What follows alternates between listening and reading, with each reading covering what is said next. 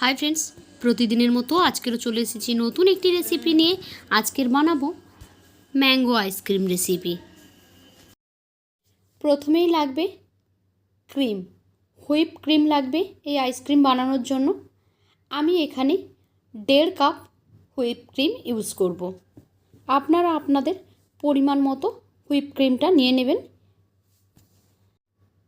এখন একটি ইলেকট্রিক বিটারের সাহায্যে এই ক্রিমটাকে বিট করে নেব, যতক্ষণ না খুব সুন্দর একটা ফোম তৈরি হয়ে যাচ্ছে ততক্ষণ পর্যন্ত।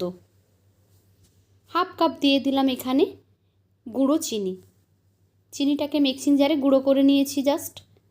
এখন খুব ভালোভাবে চিনি আর ক্রিমটাকে ফোম করে নিচ্ছি। দিয়ে দিলাম 1/2 কাপ গুঁড়ো দুধ। গুঁড়ো দুধটা দিলে এর টেস্টটা কিন্তু অনেকটা বেশি হবে, সেই জন্য না চাইলে আপনারা অ্যাভয়েড করতে পারেন। এবার দিয়ে দিচ্ছি এখানে 2 কাপ পরিমাণ আমের পাল্প। মিক্সিং জারে আমি এটা ব্লেন্ড করে নিয়েছি। এরপর আমের পাল্প আর ক্রিমটাকে খুব ভালোভাবে আবারও বিট করে নিচ্ছি। ক্রিমটা যত ভালো বিট হবে আইসক্রিমটা কিন্তু ততটাই ভালো হবে। ক্রিমটা আমার বিট করা হয়ে গেছে। থিকনেসটা আপনারা দেখেই বুঝতে পাচ্ছেন কতটা থিক হয়েছে। এখন বাড়িতে থাকা একটা খালি কন্টেনারের মধ্যে এটাকে আমরা সেট করে নেব। ক্রিমটাকে এর মধ্যে দিয়ে দিলাম। তারপর স্প্যাচুলা দিয়ে একটু ফ্ল্যাট করে দেব চারিদিকে, যাতে এটা দেখতে সুন্দর লাগে। তারপর এটাকে ফ্রিজে সেট করতে দিয়ে দেব প্রায় 7-8 ঘন্টা মতো। এখন আমি ঢাকনা লাগিয়ে এটাকে ফ্রিজে রেখে দেব। কিছুটা মিক্সচার বেশি হয়ে গেছে, সেই জন্য আমি এখানে আর একটি পাত্রে করে এটা সেট করতে দিয়ে দিলাম। এখন ফিরে এলাম প্রায় 8-9 ঘন্টা পরে।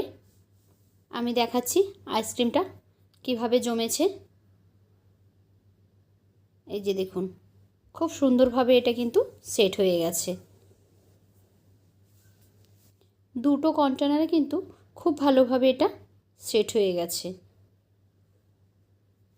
তো দেখলেন তো ম্যাঙ্গো আইসক্রিম বানানো কতটা ইজি, খেতে কিন্তু অনেক বেশি টেস্টি। তাই আপনারা একবার অবশ্যই বাড়িতে এভাবে ট্রাই করে দেখতে পারেন। তো কেমন লাগলো আজকের আমার এই রেসিপি?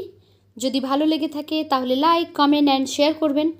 আর এইরকমই সহজ সরল রেসিপি পেতে আমার চ্যানেলটিকে সাবস্ক্রাইব করে বেল আইকনে ক্লিক করে নোটিফিকেশান অন করে দেবেন। তাহলে যখনই আমি কোনো নতুন ভিডিও আপলোড করব সেই ভিডিওর নোটিফিকেশান সবার আগে পৌঁছে যাবে আপনাদের ফোনে। তো আজকের মতো এই পর্যন্ত। ফিরে আসবো আগামীকাল নতুন আরও একটি ভিডিও নিয়ে। ততক্ষণ সবাই ভালো থাকুন।